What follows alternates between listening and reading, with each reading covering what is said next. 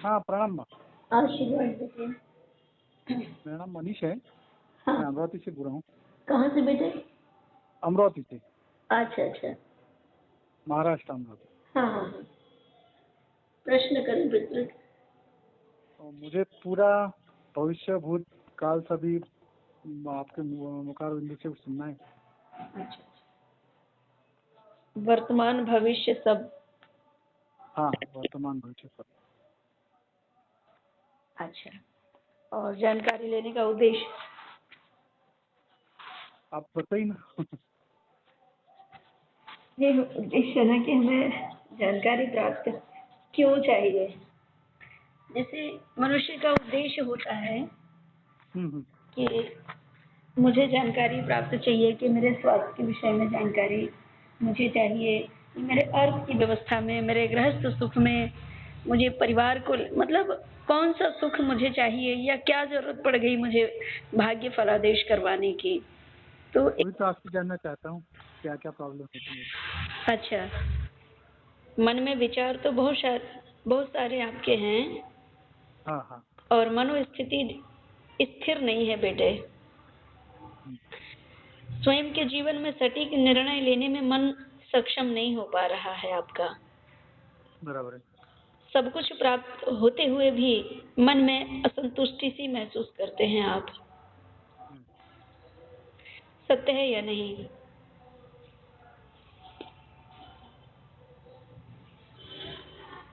बराबर। जिस सुख को प्राप्ति के लिए मनुष्य दर दर भटकते हैं, वो सुख आपको प्राप्त होते हुए भी आप उस सुख को भोग नहीं पा रहे हैं। मनोस्थिति डिस्टर्ब है। उसका कारण है कि माँ भगवती ग्रह लक्ष्मी और धन लक्ष्मी दोनों साथ होते हुए भी है कि नहीं है, ऐसा लग रहा है। और इन परिस्थितियों के चलते मानसिक संतुलन भी डिस्टर्ब हो रहा है आपका। नेत्रों में तकलीफ, मस्तिष्क में तकलीफ के योग बन रहे हैं। आंखों में पीड़ा और मस्तिष्क में पीड़ा तो स्टार्ट होगी। शीत संबंधी प्रॉब्लम बनेगी। शीत संबंधी प्रॉब्लम बन के फिर वो नेत्रों में पीड़ा, यानी नेत्रों में पानी की कमी के योग बनेंगे। अच्छा। हाँ, भगवान गणेश की आराधना करें आप, जीवन में सुख और सौभाग्य की प्राप्ति होगी। अच्छा। भगवान गणेश की आराधना करें और दुर्वा चढ़ाने का प्रयास करें। हो सके तो प्रतिदिन भगवान श्री गणेश को दुर्वा चढ़ाएं, ताकि कर्ज से छुटकारा मिले, कर्ज ना बने और गृहस्थ सुख में लाभ मिले। अच्छा। साथ में पारिवारिक जो विपदा है, इससे मुक्ति मिले।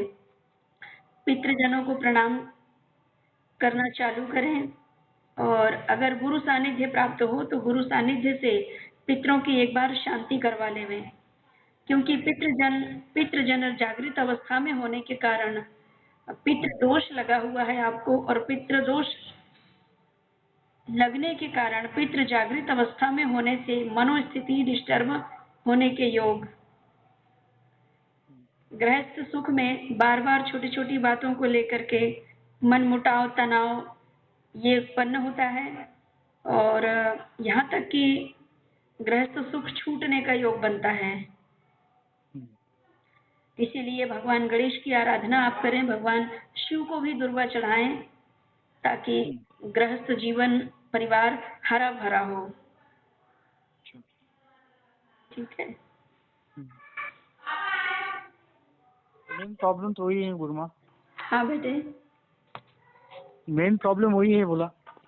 हाँ, गृहस्थ जीवन ही मेन प्रॉब्लम है। हो छूटने के लिए बनते हैं ना बेटे।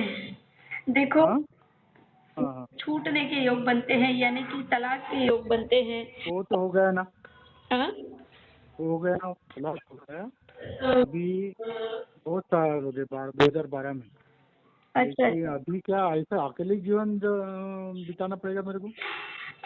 बेटे, आपका जो बुध है अष्टम होने के कारण पत्नी सुख से वंचित के योग बन जाते हैं, और हाँ पत्नी की प्राप्ति होगी तो वो चाहेगी बहुत, प्रेम बहुत करती है, लेकिन दिखावा भी करती है। मतलब मनमानी बोलना, मनमानी चलना, मनमानी खाना, मतलब अपने तरीके से जीना चाहती है धर्म पत्नी। उसके योग ऐसे बन रहे हैं। अच्छा, वो ऐसी क्यों हो गई? इसके पहले ऐसी नहीं थी, फिर क्यों हो गई? क्योंकि आपका ही पितृदोष गृहस्थ सुख में ग्रहण लगाकर बैठा है मेरे बेटे। फिर उसके लिए क्या करना है? तो पितृदोष की शांति करें और बुद्ध के लिए उपाय करें, बुद्ध का उपाय करें। यानी आपको बुद्ध जाप करवाना है। और आपका जो है कालसर्प दोष है 12वां, शेषनाग कालसर्प दोष होने के कारण आपके मन में ग्रहण दोष लग चुका है, जीवन में ग्रहण दोष लग चुका है। माता जी अभी हैं आपकी? है ना? माता जी से पूछो कि माँ क्या? जो बोल रही है वह पूर्ण सत्य है या नहीं है, और यही पूर्ण सत्य है जो गुरु माँ बोल रही है। और वो ये है कि जब आप माँ के गर्भ अवस्था में थे तब चंद्र ग्रहण पड़ा, और चंद्र ग्रहण की छांव आपकी माँ को पड़ गई, जिस कारण से पुत्र के जीवन में ग्रहण दोष लग गया। और वह ग्रहण दोष विवाह कार्य में पत्नी सुख से वंचित करा दिया। राहु माने मित्र, राहु माने शत्रु भी होते हैं, राहु माने प्रेत ग्रह भी होता है, जो आपके मनोस्थिति को जकड़ रखा है। इतना संघर्ष करते हैं आप, इतना संघर्ष करते हैं, सभी को अपने बनाने की कोशिश करते हैं, लेकिन आपसे जो मनुष्य जुड़ते हैं वो स्वार्थ वशीभूत जुड़ते हैं, स्वार्थ सिद्ध हुआ और आपको भूल जाते हैं। तो बराबर है, हाँ? बराबर है। हाँ, और जबकि आप किसी भी व्यक्ति से, अपना हो, पराया हो, दूसरा हो, जिसको आप नहीं जानते, वो भी किसी का भी मन नहीं दुखाना चाहते। आप अपनी लाइफ में आपने किसी का मन दुखाने का प्रयास किया ही नहीं है। बराबर है। हो सके अगर आपके समक्ष आपके पास एक ही रोटी है और सामने वाला भूखा है तो उसको पूरा ही दे देंगे या फिर आधी आधी खा लेंगे। इतनी ऐसे आपके भाव होने के बावजूद भी अब भगवती की कृपा आपके ऊपर नहीं हो रही है। ग्रह लक्ष्मी, धन लक्ष्मी, ये सारी रूठ गई हैं। और आपको बुद्ध जाप करवाना बहुत जरूरी है। काल सर्प दोष की शांति जरूरी है और पितृ दोष की शांति। बाकी सब आपके जीवन में अच्छा नहीं लगेगा, क्योंकि आपके ये ग्रह क्यों परेशान करे माता मेरे को? आपकी तरफ से मैं प्रश्न कर लेती हूँ कि माँ मुझे ये ग्रह क्यों परेशान करे, मेरे जीवन में ऐसा क्यों था?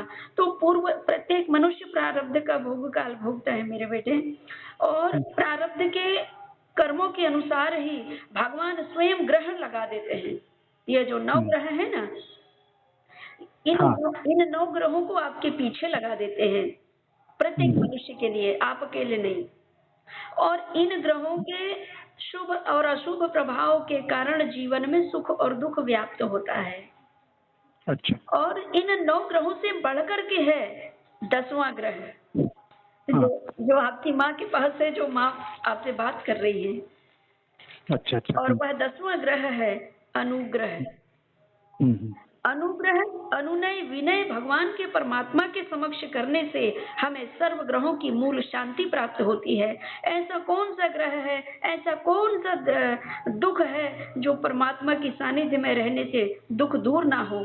सर्व कष्टों से, सर्व दुखों से मुक्ति मिलती है मनुष्य को ईश्वर के, परमात्मा के सानिध्य में जाने से, भगवान शिव के सानिध्य में जाने। तो फिर क्या मेरे फैमिली से रीयूनियन हो जाएगा?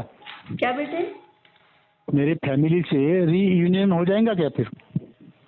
मैया की कृपा हो जाएगी तो सब कुछ संभव हो जाता है। हाँ, क्या उसके लिए क्या करना है तो फिर? देखो, इनका सबका विभाग अलग अलग है। हाँ। सभी देवी देवताओं के विभाग अलग अलग हैं। हाँ। ग्रह लक्ष्मी का सुख शांति, माँ भगवती, भगवान विष्णु प्रिया को याद करना होगा। और जीवन में रोग ग्रह घर बना लिया है, तो रोग से मुक्ति पाने के लिए भगवान भोलेनाथ की आराधना करनी होती है और अर्थ की समस्या है तो लक्ष्मी की आराधना। और ये सभी देवी देवताओं की पूर्ण कृपा प्राप्ति के लिए एक ही कृपा, एक ही आराधना, एक ही इष्ट के जो दिव्य शुभ प्रभाव है हमारे जीवन में प्रकाश दिला देते हैं। और वो दिव्य और परम परम दिव्य भगवान शिव ही हैं। भगवान शिव और उनकी हृदय प्रिया 10 महाविद्या में से कोई एक महाविद्या की भी आप शरण ले लेते हैं तो आपका यह मानव जीवन सार्थक हो जाता है और आप सर्व सुखों को प्राप्त करते हुए इस लोक का भी सुख और परलोक का भी सुख प्राप्त कर सकते हैं। लेकिन सिद्ध साधक महापुरुष मिलेंगे तभी। हाँ तो वही तो पूछा है, उसके लिए क्या करना है मेरे लिए? भगवान शिव की आराधना करें। माँ भगवती, ये सर्व कष्ट आपको व्याप रहे तो सर्व कष्ट निवारण के लिए माँ बगलामुखी देवी की आराधना करें। हाँ तो क्या क्या अनुष्ठान करना पड़ेगा फिर वो? लेकिन माँ बगलामुखी की देवी की शरण लेने के लिए पहले दीक्षा ली जाती है मेरे बेटे। क्योंकि माँ भगवती के गूढ़ रहस्य को जानने के लिए, शीघ्रता पूर्वक सफलता प्राप्त करने के लिए, मैया की पूर्ण कृपा प्राप्त करने के लिए गुप्त रहस्य होते हैं जो केवल शिष्यों को बताए जाते हैं। अच्छा। हाँ। और इसीलिए सामान्य मनुष्यों को भी माँ भगवती की दिव्य दीक्षा के गूढ़ रहस्य नहीं समझाए जाते। जो भगवती ब्रह्मास्त्र विद्या की शरण होता है उसके जीवन में सर्व सुख और सौभाग्य की प्राप्ति होती है। अच्छा, और दीक्षा लेने के लिए क्या करना है? दीक्षा लेने की प्रोसेस होती है 2 नारियल, 2 फूल माला और गुरु वस्त्र और एक चुन्नी, गमछा जैसे होता है, गमछा समझते हैं? हाँ। तो वो उसको ओढ़ाया जाता है, उसको गुरु नाम चदरिया बोलते हैं। वही चादर को आप गुरु को ओढ़ाते हैं और स्वयं भी ओढ़ते हैं, फिर दोनों ओढ़ करके फिर गुरु मंत्र लिया जाता है। और लेकिन गुरु भी किसी को भी नहीं बना लेना चाहिए। हमारे चानों ने कहा है कि बुजुर्गों ने कि गुरु बनाना जान के, पानी पीना छान के। जब तक गुरु हमें मन के ना मिले तो शरणार्थी भी नहीं होना चाहिए मेरे पुत्र। क्योंकि सामान्य पुस्तकी ज्ञान धारण किए है गुरु जी और सिद्ध साधक संत महापुरुष, इनमें अंतर होता है। जिन्होंने ईश्वर प्राप्ति के मार्ग को पूर्ण रूप से जाना है, माना है और उसमें चल पड़े हैं और जाके आ गए हैं वापस, ऐसे जब सिद्ध साधक में मिलते हैं तो आप उनकी शरण अवश्य ले लेवें। उनसे दीक्षा लेकर के अपने और अपने परिवार के जीवन को समर्पित करके और अपना जीवन आगे बढ़ाएं भगवत भक्ति करके और बार बार गुरु का सानिध्य प्राप्त होता रहे। गुरु हम इसीलिए बनाते हैं कि हमारे जीवन में आने वाले कष्टों से हमें कैसे मुक्त होना है, भागवत भक्ति करके परिवार और समाज को के बीच रह करके राज करते हुए कैसे जीवन यापन करना, यह दिव्य कला सिद्ध साधक महापुरुष ही बताते हैं। और साधकों से आपको जो दिव्य ज्ञान मिलेगा वो प्रैक्टिकल ज्ञान होता है बेटे, पुस्तकी ज्ञान नहीं होता है। और मुझे पुस्तकी ज्ञान कॉपी पेस्ट करना नहीं आता मेरे बेटे। जो भक्ति करके जो मुझे अनुभव प्राप्त होता है वही अनुभव मैं आप तक व्यक्त करती हूँ। और ये जो धर्म पत्नियां है ना, ये बेचारी, इनको ससुराल का मान मर्यादा सुंदर संस्कार समझने में 2 साल लग जाते हैं लगभग। लेकिन वो 2 साल में भी तभी वो परिपूर्ण हो पाएगी कि जैसे ही बहू हमारे घर में आई और उन्हें गुरु माता गुरुओं की सानिध्य में छोड़ दीजिए।